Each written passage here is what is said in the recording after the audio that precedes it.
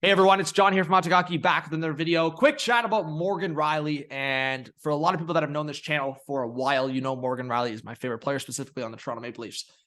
Rielly, defense problems. The Leafs have had the conversation of like the defense has been good, especially when Rielly and Brody were out. The team collectively focused on team defense, and guys like Giordano Hall stepped up. The forward stepped up. I think that's a lot of what fans ignore. The fact that some forwards really improved defensively, and Matthews consistently year after year when he's actually putting in the effort. I know there's been a couple times where he's been slacking on the back check, but Matthews has been really good defensively. And I think the last couple of years, Leaf fans have tried to put Matthews, or some Leaf fans have tried to put Matthews in the Selke conversation, but I don't know if I'm going that far, but he's been very good defensively when he's putting in that effort. Rielly, man, he's my favorite player. It's so hard to criticize the guy because he's my favorite. I've loved watching Rielly over the years, and I really do think there's a lot of pressure put on Rielly to be that number one guy. I specifically have gone through every team, and I've done this on the pod with Lucas. I've done this with my friends. You could pick apart at least 10 teams where Rielly's immediately the number one guy right away. Like maybe a lot of those are non-playoff teams, but right away I could pick apart 10 easily. Like Anaheim, Arizona. I would say not Buffalo right now, the way Dahlin's playing, but like as of like a year or two ago, like Dahlin stepped on the scene. Like sometimes defensemen have those streaks. We've seen it from Rielly, the 70-point season. So I think Morgan Rielly, like I would say at least on 1/3 of the NHL teams, is the number one defenseman. Maybe not in terms of a Stanley Cup winning team traditionally, like usually whether you look at the Red Wings cores, like back in the 2000s, New Jersey, like all those Stanley Cup winning teams, even dynasties, if you want to call it, like the Lightning, Victor Hedman, right? So obviously in terms of that expectation, Rielly's not there, but I think take that even into account. Rielly's easily a number two defenseman on a lot of those teams. So I think the pressure on Rielly right now, and I'm going to admit, I watched him, everyone against Seattle when they lost 5-1 was just atrocious. But Rielly's really been struggling. You have to take into account in his past, in his hockey history here, knee injuries, specifically his one knee, has been a problem for Rielly. And he's coming back from a knee injury right now. I'm going to give the guy some time. I understand that's coming from a little bit of bias here, but you're talking about a guy that if that's him right now, obviously the criticism is warranted. But it's not going to be that bad forever.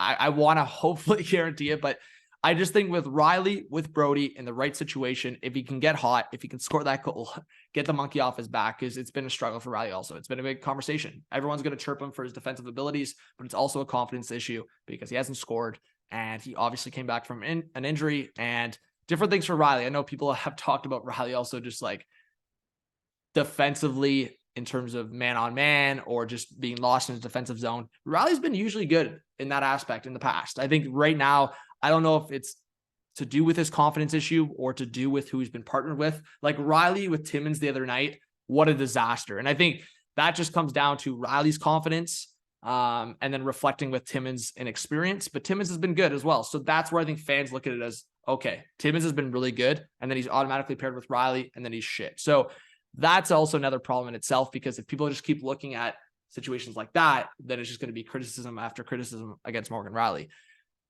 So I'm rambling on a bit, but what I am saying is that I don't think the Leafs need to go for this big time defenseman right now. I really don't. I mean, they proved that team defense, if Rielly can get into that mindset along with getting confidence and scoring a goal and moving forward on that, I really don't like the 5-forward power play. I think I understand that Sandin in ways quarterbacks the power play better, but I also think Rielly does a lot of things that are underappreciated, whether it's like keeping the puck in the blue line. I've seen Sandin the puck get past him so many times.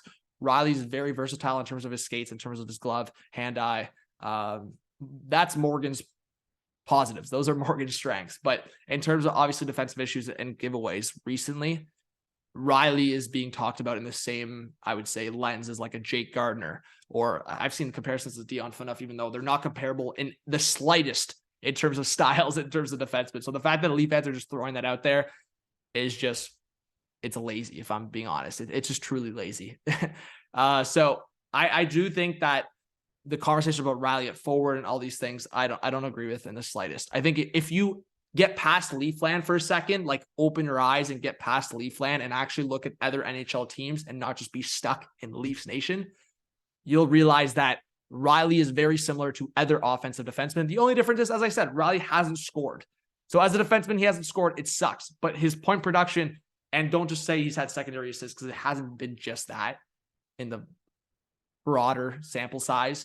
But yeah, I mean, Rielly struggled. That's not a secret anymore. I'll put it out there into the into the atmosphere. Rielly struggled. So I just want to make a quick video talking about it. If the Leafs need to go after a defenseman, I don't believe so. But if they want to go after some tougher, I don't know, like tougher presence, whether it's a Ratko Gudas or Scott Mayfield or go down the list, Luke Schenn. I mean, Luke Schenn's been talked about, but I know a lot of other teams have looked into Luke Schenn, whether it's the Lightning. I know at one point the Caps. Like there's been different teams that have looked into Luke Schenn as well. So guys like that don't grow on trees. We'll see what the Panthers do, but Ratko Gudas could be another candidate to be traded. And I know the Leafs have had interest in him in the past, but Rielly struggled. That's no secret. But I do think the fact that we're in January, we're still in January. I was about to say February. We're still in January, folks. So if Rielly can turn it around even by March and going into the playoffs, that's what's most important. And honestly, when we see Morgan Rielly in the playoffs, I'm so tired of seeing some fans rip onto the guy because if anything, he's been one of the more consistent outside of, I would say, the Blue Jackets series. Every other series, Rielly's been one of the better players. I would look back at last year's series, and obviously Marner and Matthews finally stepped up a little bit. More so Marner, 100%. Even Nylander had his moments. Tavares woke up later in the series, but Rielly was pretty consistent. Rielly scored a couple of big goals, if we remember, early in the series, and then scores the only goal in Game 7. He also scored the tying goal in Game 5. So I was there. Like Rielly, let's not forget that, folks. Rielly scored big goals in the playoffs against the Lightning. Obviously, they didn't pass the first round again, but as a defenseman, scoring 3 goals, I believe, in the first round, like, let's pay attention to some of the things he has done versus just the short memory right now of just crapping on the guy. Because I just don't understand how you can look at the Lightning series and not appreciate Rielly as a presence on this team, not appreciate Rielly back in the Bruins series. In 2019, insane. He was on a tear. And obviously maybe COVID was a big part of Rielly's struggles through a couple of years there and even maybe now. But he stepped up in the playoffs against the Lightning. If he can step up by March, April, the hate and the underappreciation from Rielly is ridiculous. But I will admit, he struggled. He has struggled big time. And he was struggling before his injury a bit, but now it's gotten worse since his injury. I will come back on camera in a month. If Rielly's still struggling to this degree in a month, then we're going to need to have a serious discussion prior to the trade deadline. So that's where I'll put it. Give me your thoughts, guys, in the comments. Hit that subscribe button, hit that like, hit the notification bell. We'll see what happens with the Leafs defense and Morgan Rielly and defenseman targets out there, because especially right shot defensemen that are that kind of style, like there's the John Klingbergs of the world out there who are putting their team lists out there, and I'm sure Klingberg will get traded, but the specific type of defenseman that some teams are looking for, that rugged kind of edge defenseman, whether it's a Luke Schenn, Gudas, Mayfield, guys I said like that, they're tough to find. They don't grow on trees. So let me know what you guys think in terms of targets, in terms of defensemen out there, in terms of Morgan Rielly. Let me know what you think. Hit that subscribe, as I said, and I hope to see you on more videos and streams. Have a good one.